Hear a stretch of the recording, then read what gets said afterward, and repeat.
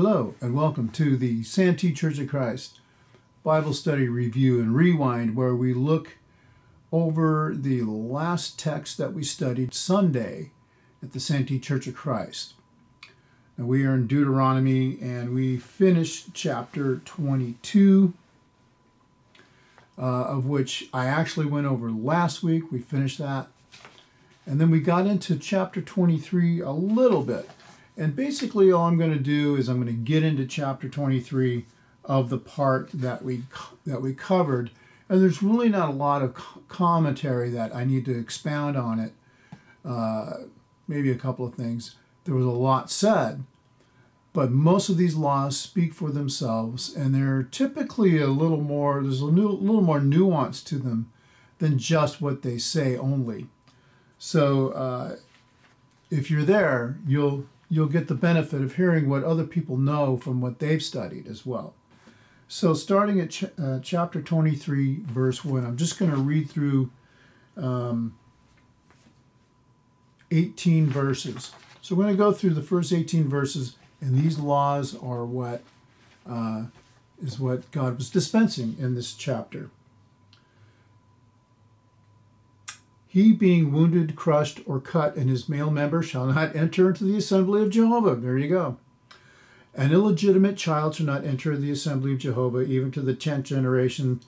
None of his shall enter the assembly of Jehovah. So we talked about that briefly last week as well.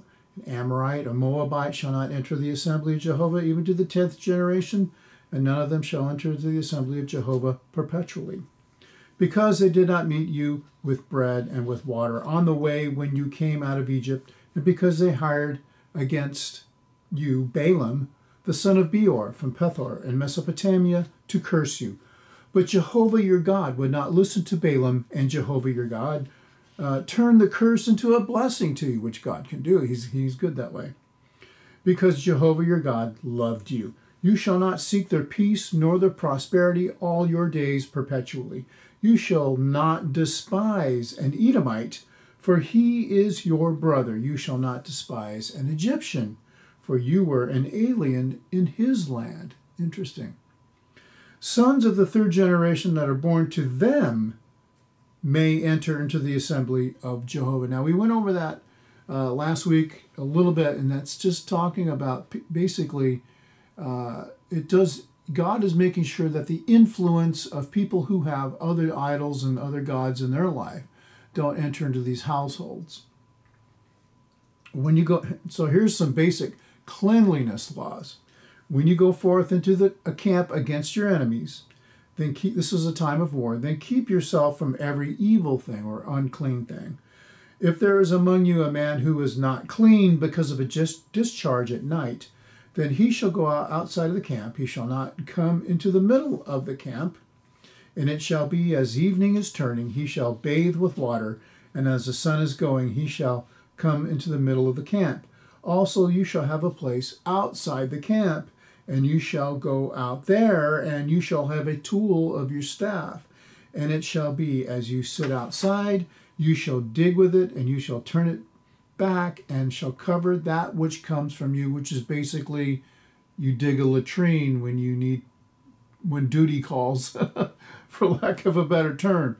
It's just basic cleanliness laws that God is dispensing to them, and we kind of discuss, well, why would God feel the need to do this? And obviously, maybe they needed it, or maybe he was just covering the bases so they didn't have to ask or wonder. For Jehovah your God walks in the middle of your camp to deliver you and to give up your enemies before you. Therefore your camp shall be holy, so that he may see no unclean thing in you and turn away from you. There you go. Okay, you shall not hand over to his master a slave that has escaped from his master to you. He shall live with you, among you, in the place which he chooses, inside one of your gates, wherever it is good for him. You shall not oppress him. And we did discuss a couple of things about that. One was that they are to live in the gate, which is where a lot of civic things happened, a lot of community things happened at the gate. And so obviously this guy, this is where he's going to work and that sort of thing. And it's interesting to see that if a slave runs away from a master, that and he comes to your town, you don't just grab him and take him back. Very interesting, because it in my mind, it assumes that there is some sort of wrong in this relationship. And this is kind of a warning to masters, isn't it? That if you don't treat your slave right and he runs away from you, you're not going to necessarily get him back from the next city over. So one of the other things that was brought up was that this is a jurisdictional thing, where if he runs to your city, it's not up to you as a city or town or people to return him. It's not your business. And I think the insinuation from this brother was that the other person may come to get them, but if there's some other case or cause as to why this person left, then it would be left up to the judges. And I'm not certain, but I would assume that those kind of cases probably were pretty prevalent in the cases where an owner of a slave may have mistreated his slaves, and his slave ran away and would bring it to the courts. Okay, 17, there shall be no prostitute among the daughters of Israel, nor shall there be a homosexual among the sons of Israel. That's a fairly simple statement. There's no, what else are you going to say about it? Then it says, you shall not bring the hire or the payment, the money of a prostitute, or the price of a dog, which is a male prostitute, into the house of Jehovah your God for any vow. For even though of these things are an abomination to Jehovah your God. So basically, if you and this goes back to Leviticus. Leviticus forbids fathers to make prostitutes of their daughters. And if you own prostitutes, and if you make money from it, don't bring that money to the temple. Now, God, in this instance, isn't flat out saying, here's what you do with the person who has a prostitute. Or if you are a prostitute, you're not supposed to be one. And the first statement is, none of the daughters of Israel are to be one.